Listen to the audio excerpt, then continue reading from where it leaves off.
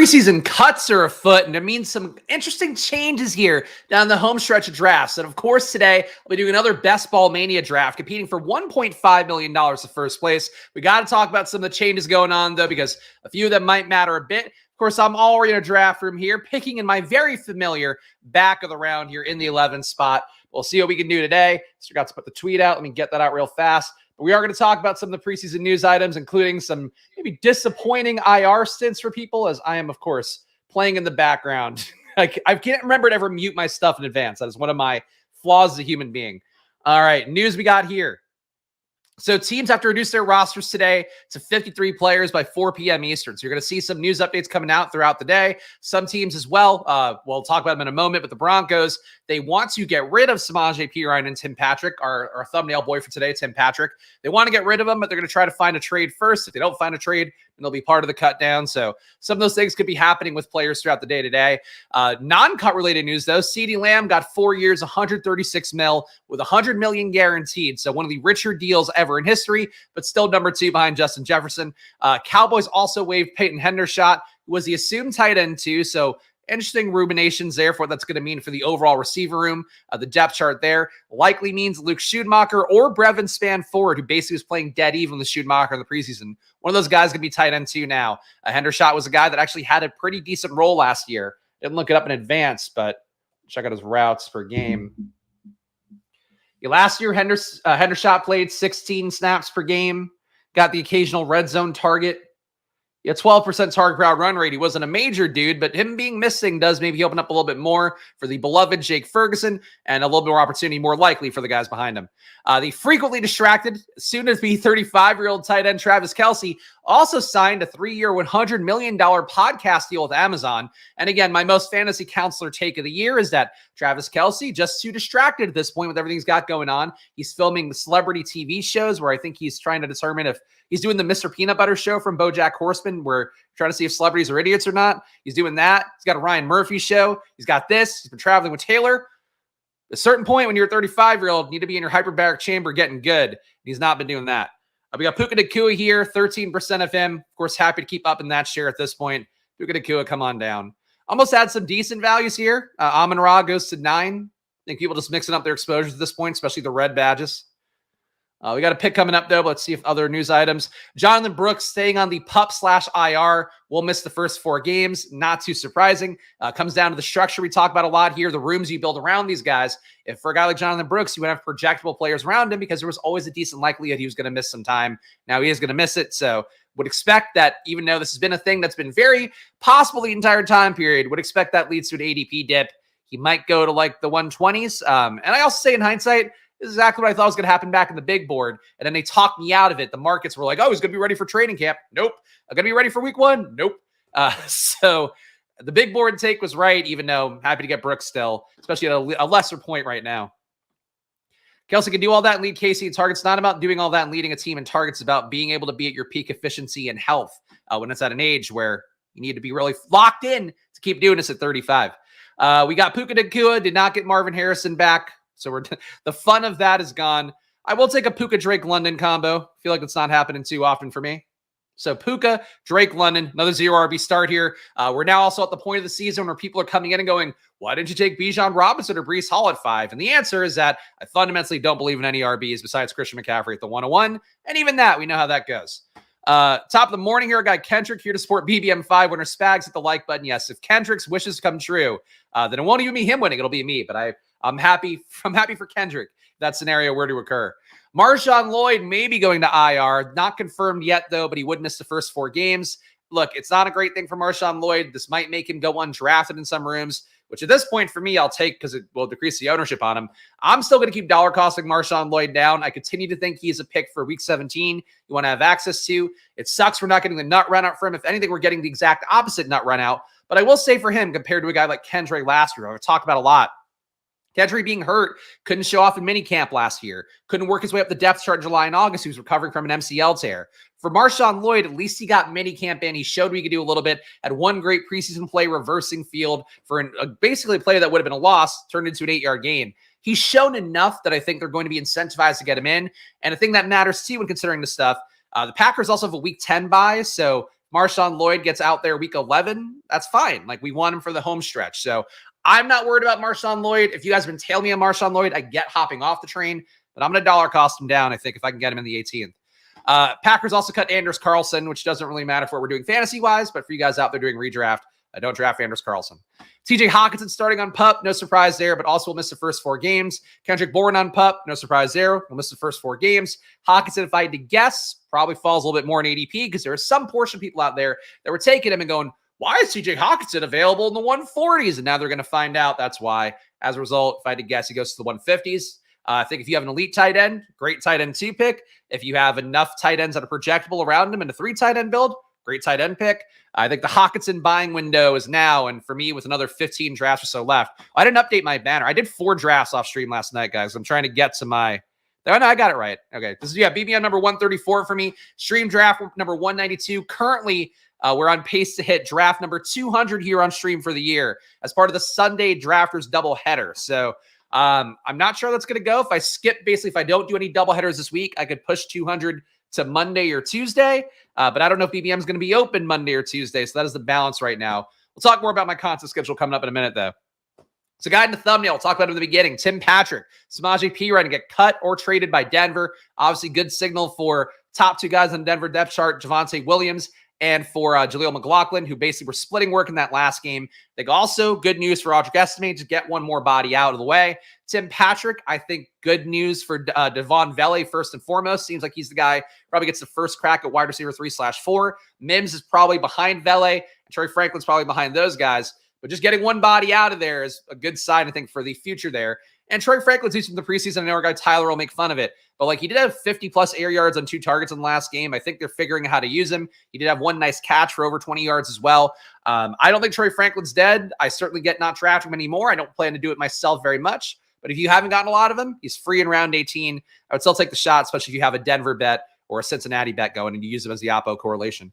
We're not in the sexy part of cuts here, but Donovan Peoples-Jones cut. We'll give the credit to the coach we get next for basically months ago. I was getting likes on one of a reply to a tweet I'd given him because I'd mentioned this is one of the points where I started to really like Coach Week Index because he was covering stuff like DPJ in May and was talking about how Dan Campbell was like not that into DPJ compared to how he talked about Khalif Raymond, how he talked about Jamison Williams. That ended up being a thing that was sort of portending what happens here, which is DPJ gets cut. Obviously, Khalif Raymond been the guy we've been locked into the wide receiver 3 role for the last few weeks. Doris Fountain, I guess, could make the roster because I don't think I saw him get cut.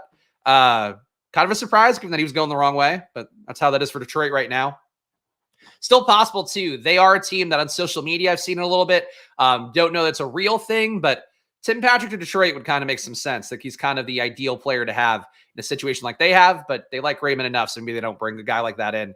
Allen Robinson cut by the Giants. Probably weren't drafting him, so that doesn't matter, but it is something there in the depth chart that might matter a little bit. Turbo Miller, Dante Miller had a good all camp. Didn't do much of the preseason, though. He got cut, too, so easier for Tyrone Tracy, easier for Eric Gray, and obviously Singletary's the lead back there, so that doesn't matter too much. Around the clock here, time that out well. We got Diggs coming back. We got Laporta coming back.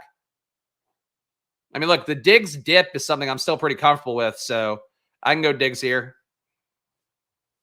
Looking more and more unlikely I'm going to get to 16% AR this year as well, just where his price tag is and the fact that I haven't gotten Malik Neighbors in like a month on a stream, so I don't really end up correlating to the Indianapolis side too often. But if I take Pittman here, that would make me a little more live to do AR, so we'll see what D-Mac gives us here. He's mixing up the order here. I would also be pretty happy to take Laporta.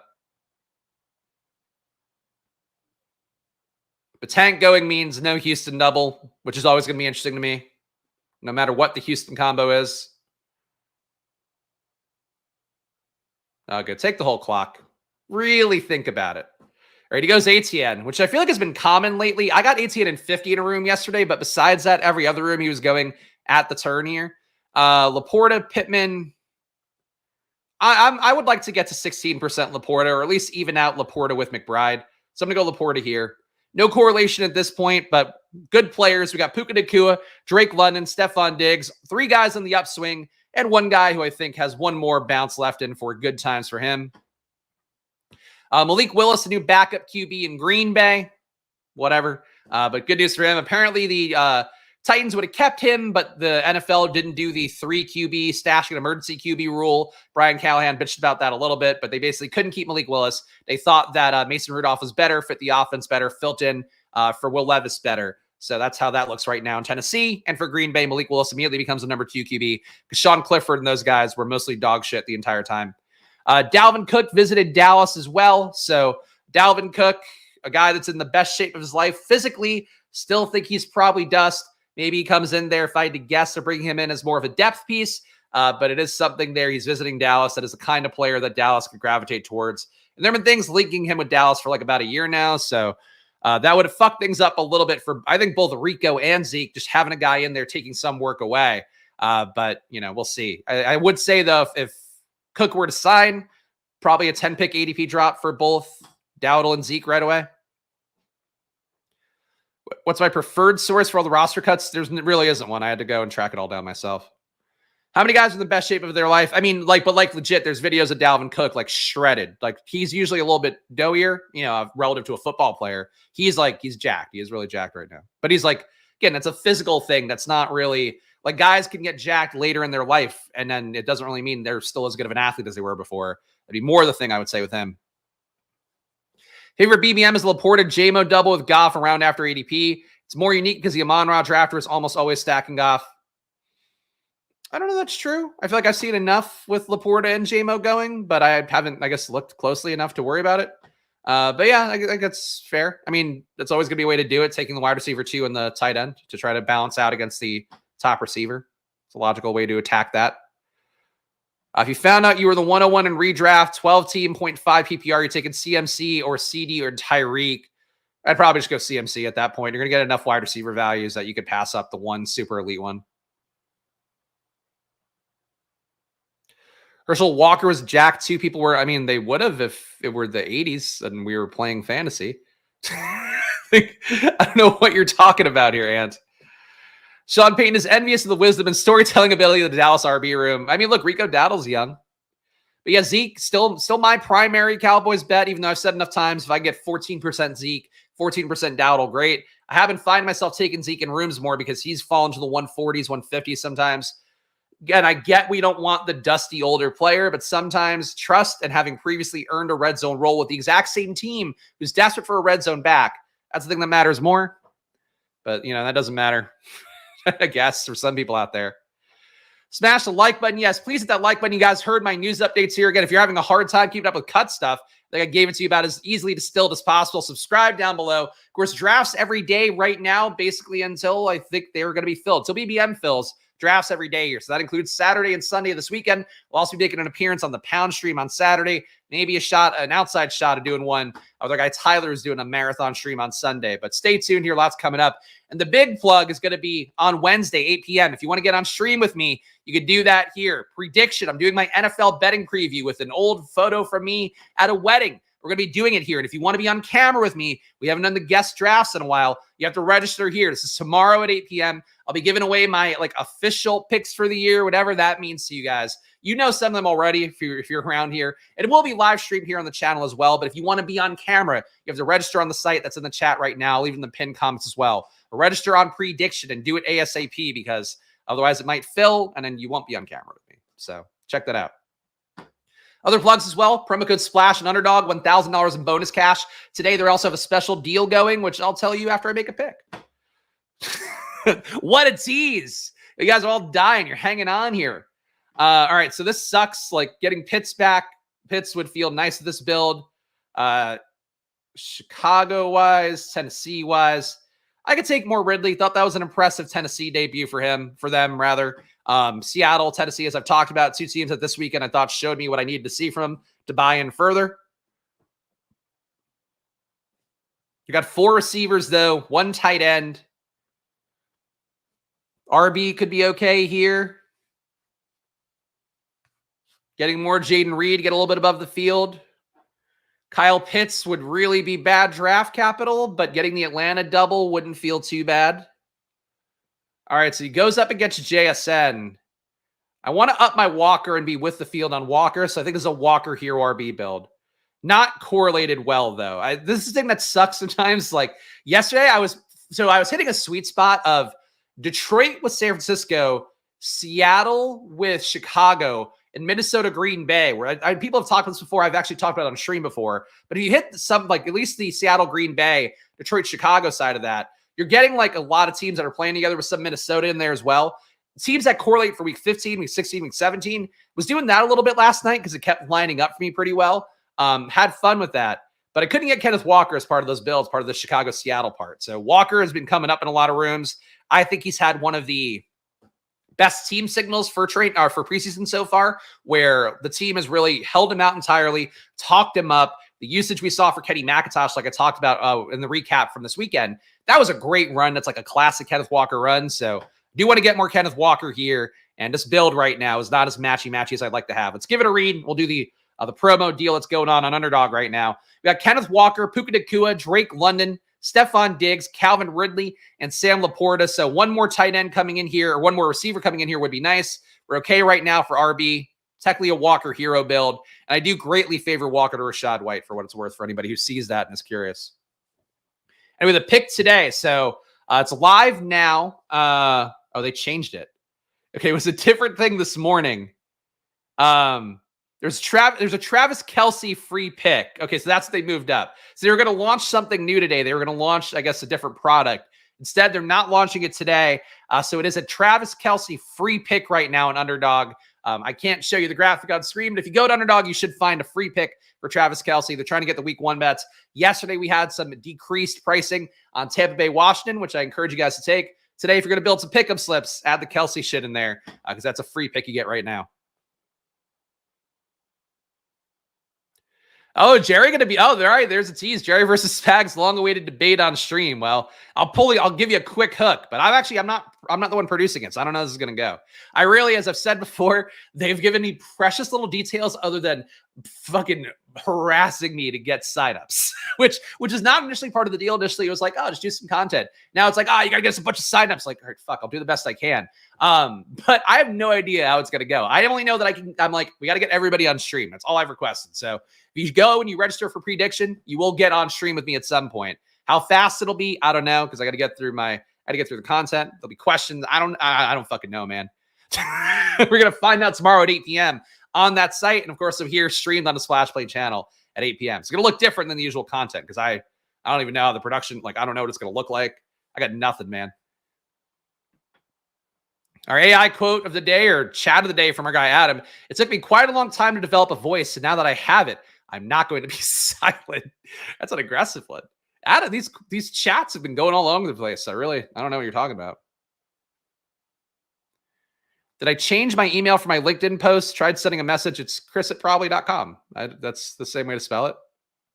It's I'll put it in the, I don't want to put my email in the chat, but it's chris@probly.com. You must have misspelled it, would be my guess.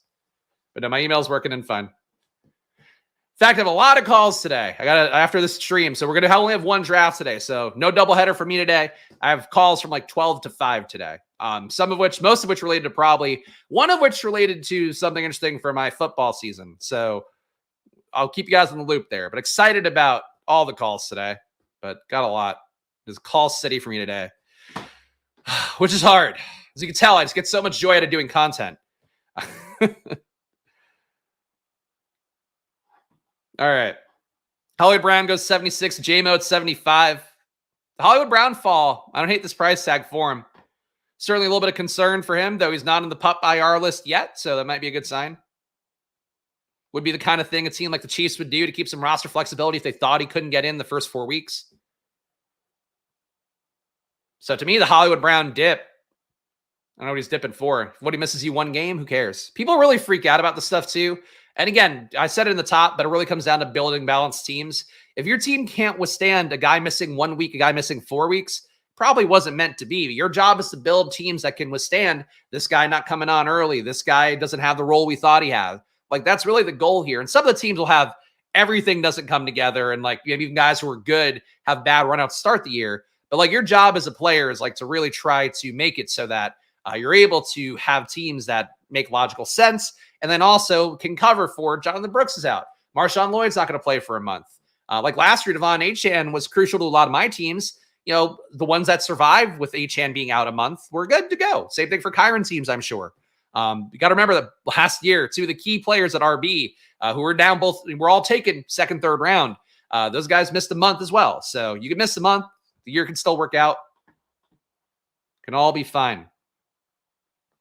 All right, Hopkins goes, which would have been a good pick for me. Another receiver here wouldn't be bad.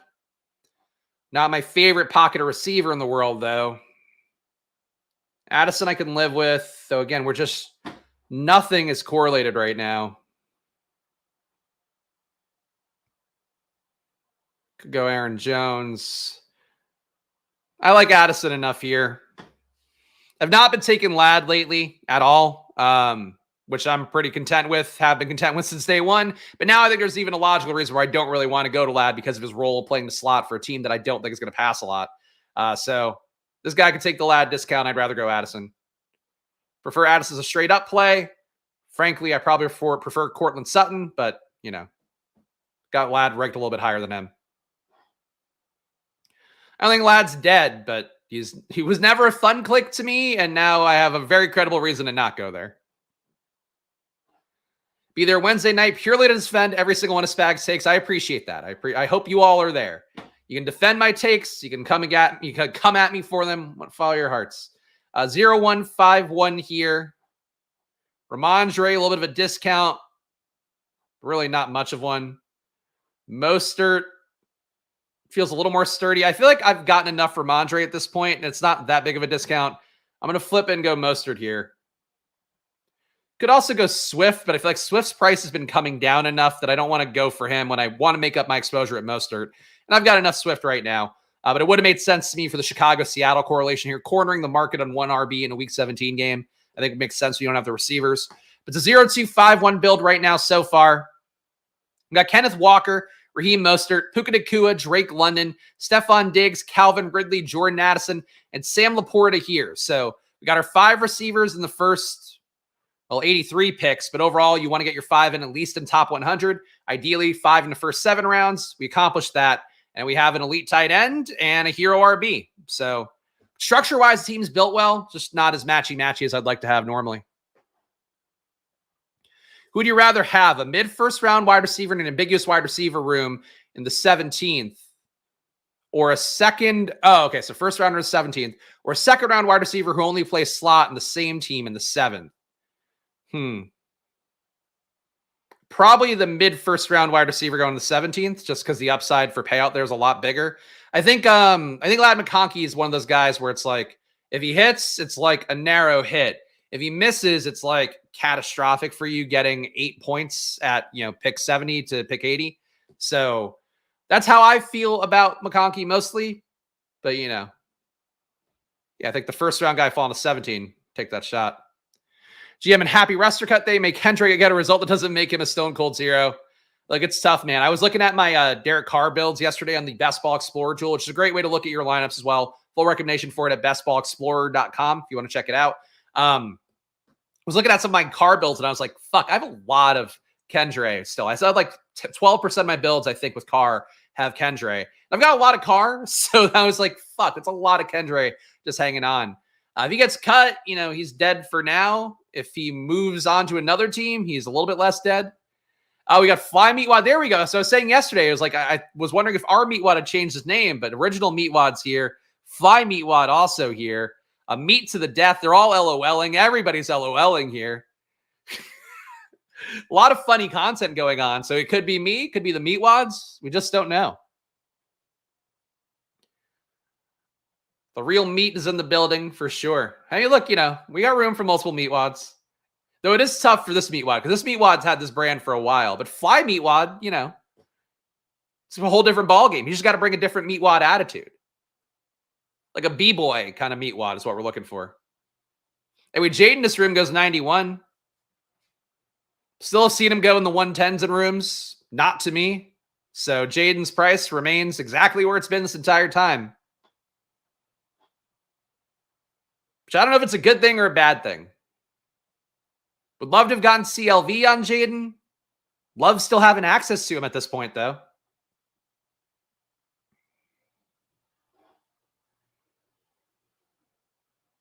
All right. Let's check the chats here, see if there's anything good here.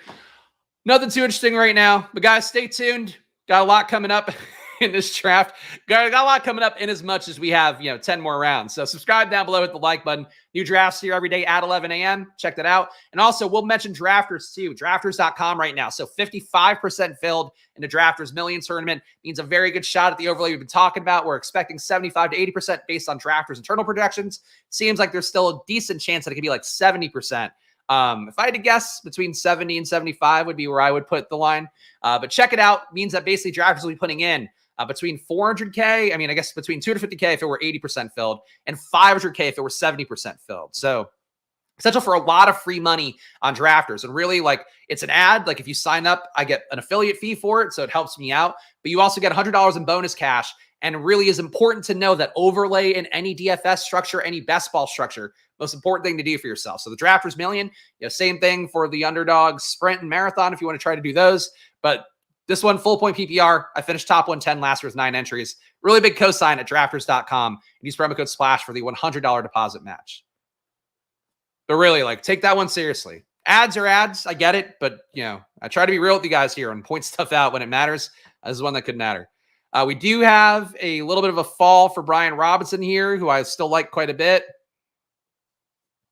Correlation-wise, doesn't really do a whole lot for us, but really, we're looking at late QBs anyway, so it is what it is. Just keep getting some talent in. Brian Robinson, RB3 with Walker and Mostert feels like a pretty good RB room by my standards. Drafter site is set up well. Good app, too, which is the main thing I look for. Notifications coming in real time. Alerts coming in real time. And the rooms are filling faster. I think it's a good time on drafters right now.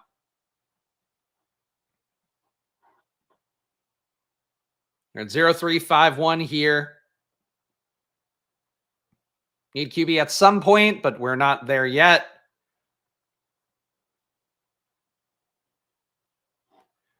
All right. Dontavian Wicks, Minnesota Green Bay correlation. Lockett for more Seattle.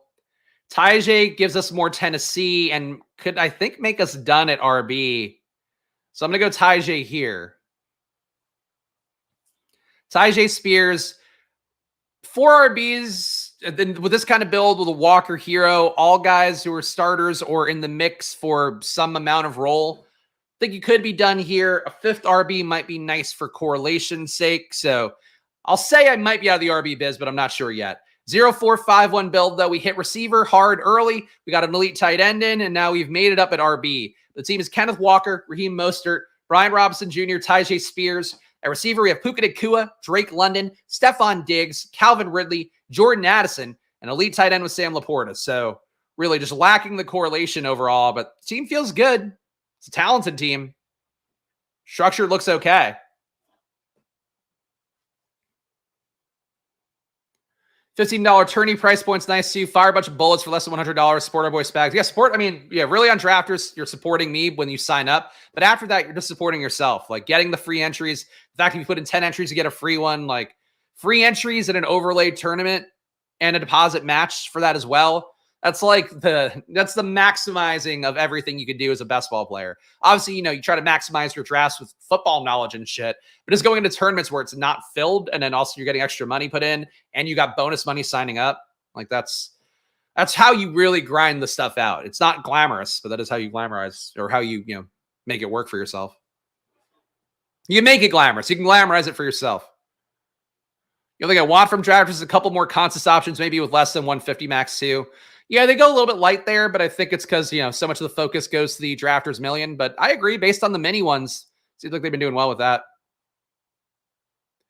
Was it in Drafters last year, but heard they ran really good promos last year and Labor Day weekend as well. They certainly will. They need the help to fill. But it's probably going to be very similar to the ones that were, that like they were doing before. It's probably going to be like you put in 6 entries, you get one. Maybe they'll make it so like you put in 5 entries, you get one and allow you to do that 5 times. I'm speculating. I don't know. I haven't heard from them. But we'll see. Definitely some promos going. And if you want some data as well, timing here is a little bit light for the best ball overlay tool. But if you want to see the exposures, especially for the home stretch here, you can see where I'm light on Jacoby Myers, a deliberate choice by me. That said, if I wanted to make it up on Jacoby Myers, seeing that on the screen is a helpful thing to do. Bestballoverlay.com, promo code SPLASH as well for $10 off. Get in there And use it for battle royales too for the first couple weeks of the season. We'll help you out if you're doing a bunch of those. All right. Take a sip of water here. And also, I think we should talk about cut day a little bit more. And not so much the players, but the fact that, we talked about the news items of cut day. If you missed that, if you're joining the video now, go back to the beginning. I go through and do the news segment up top here every day based on anything that's relevant out there that I'm seeing. And honestly, a lot of cuts today. It's sad. Like, cut day is sad. And I know that, there's a little bit of a social media push about that now. I saw people talk about it yesterday. I think it was Jordan Schultz, one of the national reporter type guys, who was like, yeah, remember, these are people's livelihood. It is something to think about a little bit more. Hard Knocks has maybe made us a little more in tune with it because you see the guys' disappointment, them going in, them giving up the playbook kind of stuff. But, obviously it's just fantasy. We overlook a lot of stuff, like guys being scumbags, whatever. But I do think taking a moment to go that sucks for these guys. It sucks. I hope it works out for them, because I think it can be a little bit of a cynical time period. Because you guys know, what it's like to have your passion maybe not work out the way you want or be ripped from you in some way. I'm not saying this as it relates to me, obviously, with what I've been going through with probably, but I think, there's relatable things we all have in our lives to look at for that. And for football players, I think it is the same thing where we really would have liked getting Goff back. I think that would have been helpful. There's that thing too, where gotta remember these are people too, and it sucks. And, we can make jokes about so-and-so getting cut. I don't know what I'm saying this for, but I feel bad for players more sometimes now that I'm an adult. All right, so I was wondering where I'd be able to get a Jacksonville bring back. Forgot about old Gabe Davis because I just don't take him a lot. But Gabe, I bumped up my rankings a little bit. Would like to get him more down the home stretch. Don't know if I'll get to the width the field on Gabe, but I'll take a share here. When we have a Tennessee double, it's Tajay and Calvin Ridley. Gabe Davis, week 17, oppo correlation. And it shores us up a little bit more at receiver as our receiver 6 here because I feel like we're good at RB. We just got to make sure to not fuck me too bad at QB. Cut day is sad, but we all have them in life. Anyone who hasn't been laid off or lose a job just kind of sucks, and it's about getting back up. That's true of most things in life, too. All the books I read to Luca, there's a Steph Curry book I've mentioned before that kind of sucks, but the lesson of it is never give up. I think the never give up ethos is definitely a good one to have. We got Drake London here. We got Kirk Cousins, QB1 coming off. Darnell Mooney wouldn't be a bad thing to add on here, but I think there's no guarantee we get Kirk all the way back. So need a QB, feeling good about my rooms everywhere else. I would like to get a good QB in. It's going to reach for Kirk. Kirk falls in rooms sometimes, though. I have to say that. Kirk, I saw yesterday go in the 160s in one of the BBMs I did. I had no correlation to him, and even I was like, do I just take him and Ray McLeod late and see what I could do? So you can bear in mind you can push Kirk in some rooms, but I don't trust this room, especially going to the non-badge side. Don't want to let Kirk get sniped.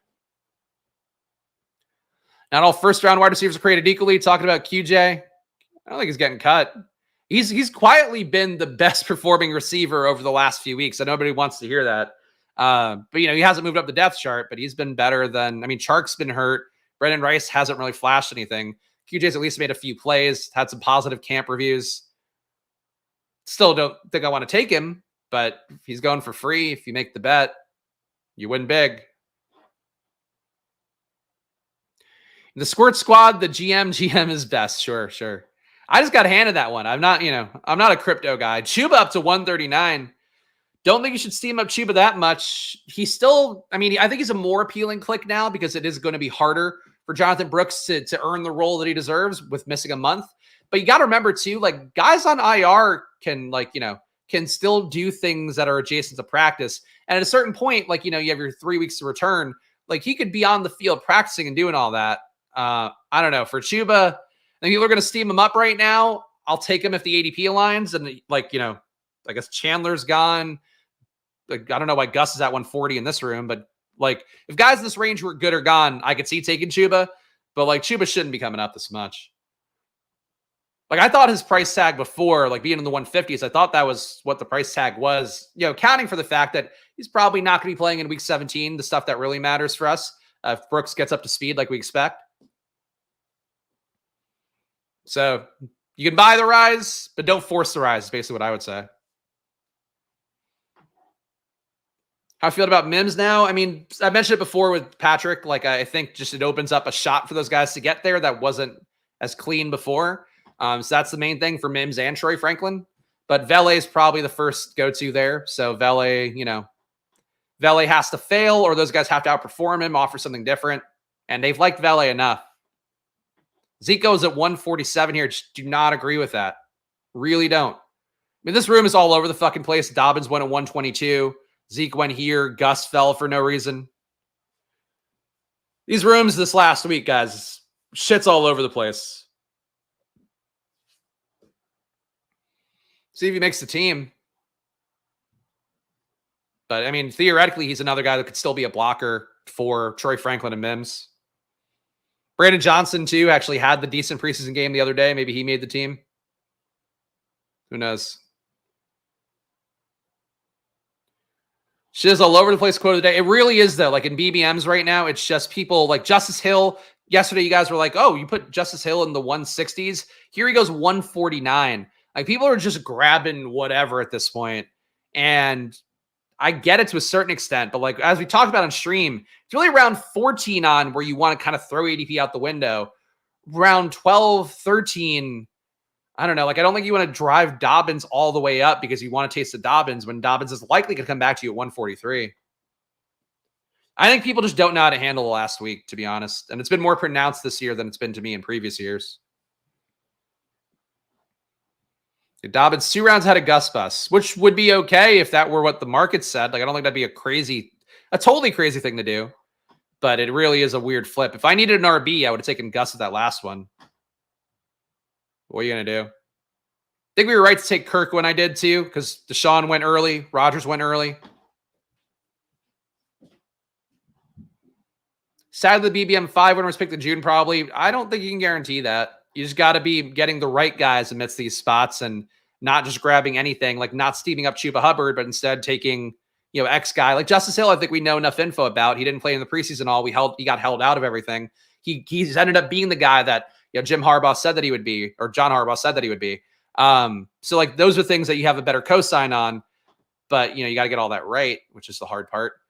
We have Stafford here who would correlate with Puka.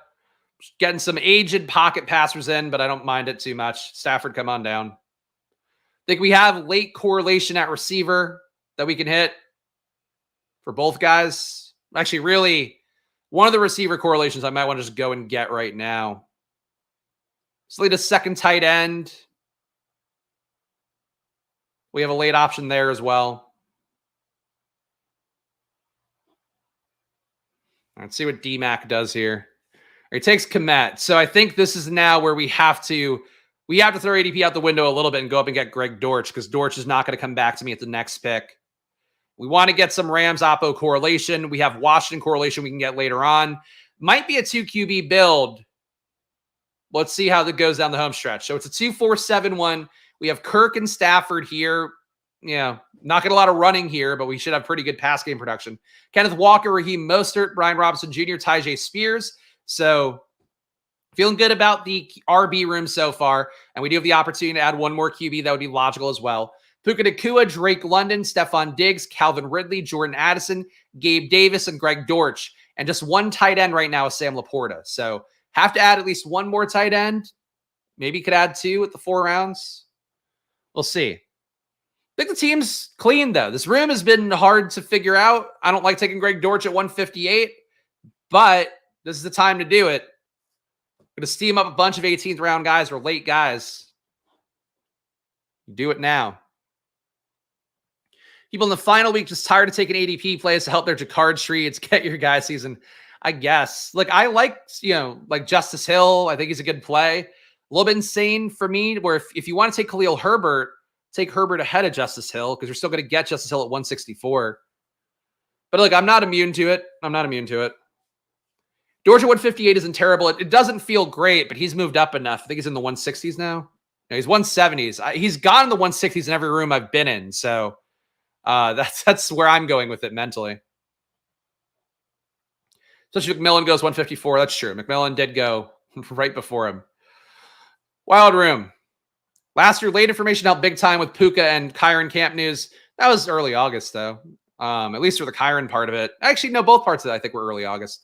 It wasn't quite like last week. It was because Puka got pulled from the preseason like after one game. And Kyron had the third down RB work. I remember that came out. Might have even been early, like end of July. But it's definitely early August, late July. Marshawn Lloyd's legit going to go undrafted. Some BBM drafts right now. Kind of crazy. Yeah, I don't agree with it. But like, I get how it happens. Just, it's really, though, you're playing for the end of this. It's fucking take 4 RBs. You're going to do well for you. Levis goes. So I won't have the backdoor Levis. What QB is this for this guy? Levis. Good. Yeah. He doesn't have any Titans, but he does have Trevor Lawrence. So he needed to get another QB in the same Week 17 game. Good stuff. I will say it again for the new people out there. The point of taking a third QB is not just take one. The point of taking a third QB is because that QB opens up another game stack for you. So when you take the same QB or a QB from the same game you already have, you're duplicating the efforts there. When you could instead take Daniel Jones, let's say, you build out a Giants Indianapolis stack late with some of those guys. You take Derek Carr, build out some New Orleans Vegas stuff. That's the point of it. Just taking a third QB to do it is not the logical thing to do, especially when you have Trevor Lawrence and Brock Purdy as your QB 1 and 2. So bad pick by the unbadged draft in the 3-hole. Can't be too surprised by it. Still slamming Lloyd. Look, I'm not slamming him, to be clear, but I do think taking him strategically, dollar costing him down when it makes sense. If you have the Minnesota bet, you have the Green Bay bet, or if you just need a 6th RB and you're in round 18, round 17, I think Marshawn's still a good click. I'll defend him to the death. If he doesn't spike once this year enough, like let's say like a 20-point game, at least in full point PPR. let's just say a 20-point game. If he doesn't do that once this year, I will be shocked. I will be completely shocked just with what his talent is and what we saw from the limited amount of time he was able to go. If anything, too, like I do think holding him out, the Packers are going to be more sensitive to hamstring injuries than most teams because of what they just went through with Christian Watson. So they're probably just trying to put the Watson plan back into action here with Lloyd right away. So I'm just not worried about Lloyd, but I get why he has to fall. I would say for you guys out there, if you don't have enough Lloyd, buy the dip, get to 8% Lloyd.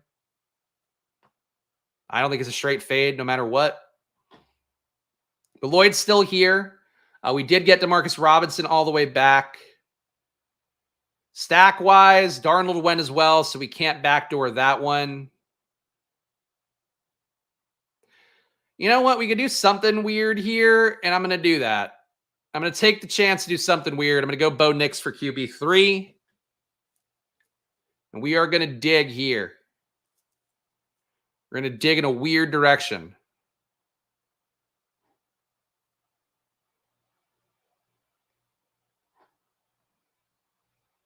I got 4 pick. Okay. All right. I'm okay.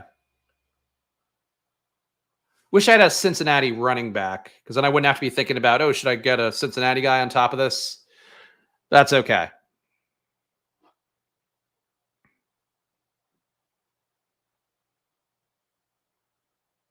This guy just takes the whole clock in the second pick every fucking time. I hope he's doing his own stream to justify that. If he's explaining his picks to a room full of people, then great. But it's fucking sucking the life out of the room. We got... All right, so Yoshivas falls on rooms. I'm going to go Yoshivis' way right now. Getting the Oppo correlation on Denver here for week 17 because I'm going to do something else down the home stretch. So let's give this team a read. We got 2 picks left. We have to hope some stuff comes back to me because it's going to make it make more sense. We take it to Yoshivis. I haven't taken a lot, but I think now's an okay buying window for a little bit. But yeah, you can see here I've got 2%. So I've not been taking Yoshivis a lot. But I'll talk more about that in a moment. 3-4-8-1 is the build. We got Kirk here, Matthew Stafford, Bo Nix.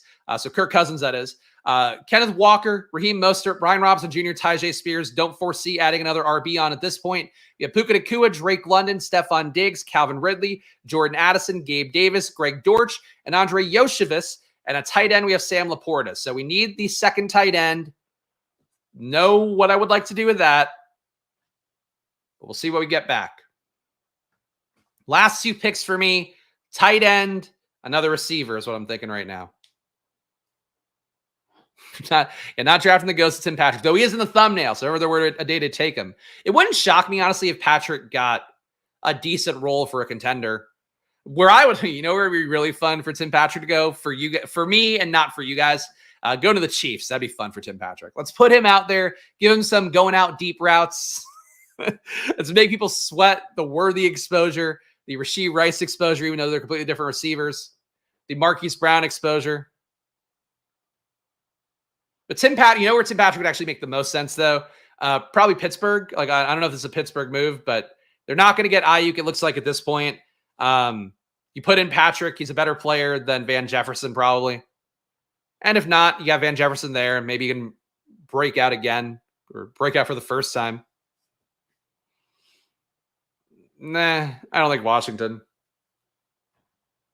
It's too young of a team. You don't need to. I mean, I guess you want to bring in a good vet to show him how to do the work, but Terry McLaurin's the vet. I wouldn't bring in an old guy. Don't think he's built for Dallas either. I think they like what they've seen from Tolbert and Brooks. Like, Tolbert and Brooks both sat out that last game, along with Turpin. I don't know. I think Dallas, Tim Patrick doesn't make sense. P. Ryan, I didn't talk about at all, where I guess he could go. He's another one. I really like to see him go to the Chiefs. I think that'd be good. He could go to Cincinnati. Obviously, that's one people rumor a lot. Dallas, I don't see for P. Ryan. I think maybe the Cowboys are bringing Dalvin Cook in as leverage against a P. Ryan deal. That would be the way you could maybe do the mental gymnastics to get there. But I don't see P. Ryan to Dallas. Who needs a pass game back really bad? Fuck, Parkinson. How many tight ends does this motherfucker have? All right, 3 late tight ends. It's okay, but this guy's made some stupid moves throughout. Takes Parkinson. Parkinson was the one I was hoping to get back to complete my Rams stuff. Instead, it might have to be Dulcich. Might have to do a full Denver double here. Dulcich is pretty thin as tight end 2, but Laporta is tight end 1. You can kind of do whatever.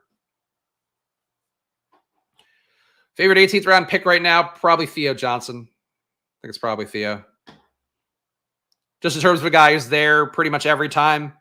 Like, it would be a guy like Parkinson potentially, but he's now just fucking goes. Diami Brown goes the pick before me, which is annoying because that was also a potential click here. Just getting dicked here around the home stretch. Do like Ray, been up in Ray a little bit, but we got to get the tight end. Ugh. Dulcich, come on down. Dulcich playing behind Troutman. Still going to likely be the pass game tight end for the most part. Oh, Noah Brown released. Okay, so Mechie's live. Mechie's now probably wide receiver 4 there. I guess Woods could be still, but Mechie had a really good preseason. That's an interesting one. That did not break before the show. Patriots waived Kevin Harris. Surprised by that too. That is going to be their number 3 guy.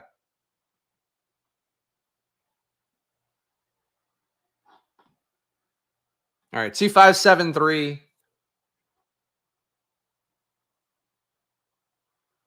We got Atlanta with... Oh, no, we do have Washington correlation technically with Brian Robinson. So, okay. We didn't get the Washington bring back I wanted as well with Diami Brown, but we can live without it. Cut up McCaffrey here. McCaffrey's free.